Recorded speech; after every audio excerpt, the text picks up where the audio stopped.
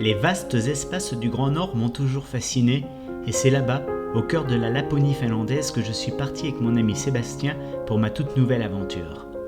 Un trek en ski de randonnée nordique dans le parc national de Pallassuostunturi.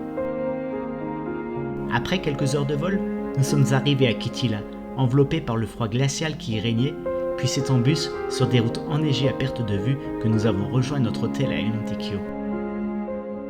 Nous avons été accueillis chaleureusement par le peuple sami, au rythme de leurs chants et de leurs danses presque ensorcelantes. Le lendemain, nous nous sommes baladés dans la neige pour nous imprégner un peu plus du froid, juste avant de nous arrêter dans un kota pour y prendre un café dans la pure tradition lapone.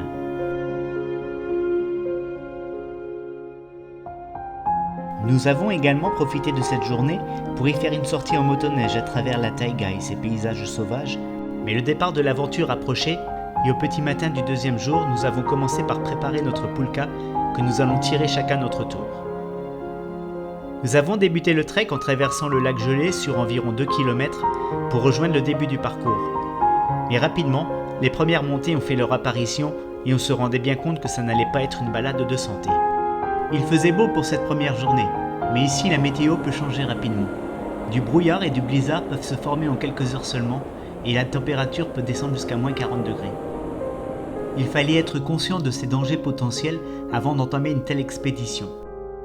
Bien entendu, nous avons eu quelques problèmes d'orientation ce premier jour. Pas facile de trouver son chemin dans ce paradis blanc. Après un gros détour, nous avons enfin trouvé le refuge de Pyhakero où nous avions prévu une pause. Mais à cause de notre retard, la journée passait vite et il fallait déjà repartir pour Siuskuru, point de chute de cette première journée.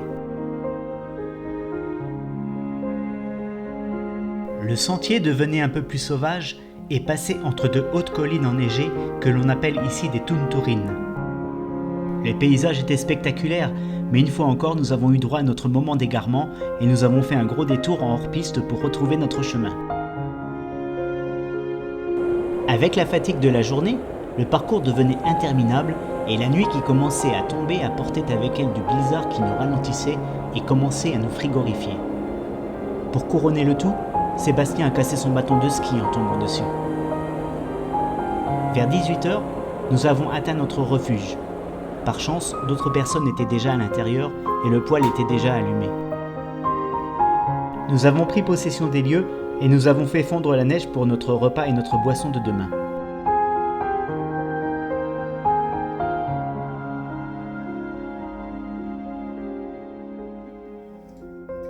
En fin de journée, c'est la fille de MacGyver qui, munie de son couteau et d'un morceau de bois, a fait une réparation de fortune au bâton de ski de Sébastien. Une réparation qui nous a fait douter un peu, mais qui a résisté jusqu'au dernier jour. Malgré le froid matinal, la météo s'annonçait plutôt bonne pour cette troisième journée. Nous avons préparé notre pulka et rangé le refuge avant d'entamer cette nouvelle étape qui allait nous mener à Hanakuru. Les paysages immaculés que nous traversions étaient d'une beauté sans nom et on en prenait plein les yeux. Cependant, plus on avançait et plus il y avait de relief et l'effort que nous devions fournir s'accentuait de jour en jour. Malgré ses 40 kilos, la pulka se tractait assez facilement sur le plat ou dans les descentes, mais avait tendance à nous tirer en arrière dans les montées. Par facilité, nous déchaussons nos skis pour finir à pied, et par chance, malgré plus d'1 mètre de neige en dessous de nous, on ne s'enfonçait pas dedans.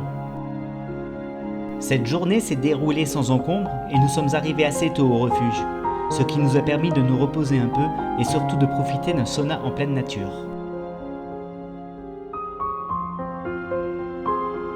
Cette fois, c'est dans un puits creusé au fond de la neige que nous avons été chercher notre réserve en eau quotidienne.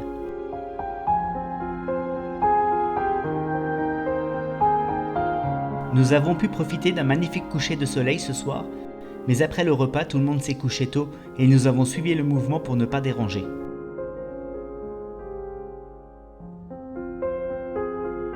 Ce matin-là, nous avons quitté Hanakuru dans un froid mordant et nous avons démarré notre étape à travers une toundra couverte de neige qui s'étendait à l'infini et d'immenses lacs gelés que nous traversions sans se soucier du risque potentiel que nous prenions. Le sentier était vallonné et nous donnait l'impression de ne pas avancer malgré nos efforts intenses. Il faut dire qu'une fois de plus, nous n'avons pas pris le bon chemin, mais forcément le plus difficile avec beaucoup plus de dénivelé. Vers midi, nous avons fait une pause dans un quota posé au milieu de la forêt pour nous restaurer et nous réchauffer un peu. Nous avons poursuivi la journée par une ascension difficile sur 5 km et en plein vent qui allait nous mener à Namalakuru, dans notre refuge où nous avons profité de notre soirée bien au chaud.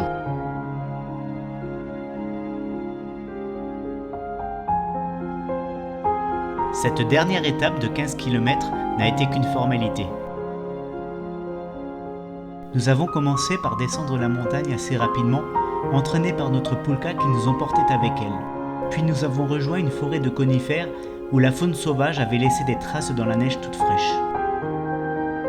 Nous avons fait plusieurs pauses durant la journée, profitant des rayons du soleil qui nous réchauffaient. En début d'après-midi, nous sommes arrivés à Palas, au terme de notre aventure, qui, je dois avouer, a été intense et merveilleuse. Nous avons fait un peu de farniente dans le sauna de l'hôtel avant de prendre notre repas où j'ai pu manger du tétra des neiges.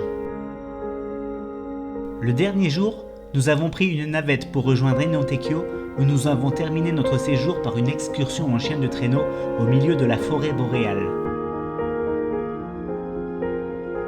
Le moment de rentrer était déjà arrivé, mais nous repartions avec plein d'étoiles dans les yeux et ce voyage m'a donné l'idée de ma prochaine expédition.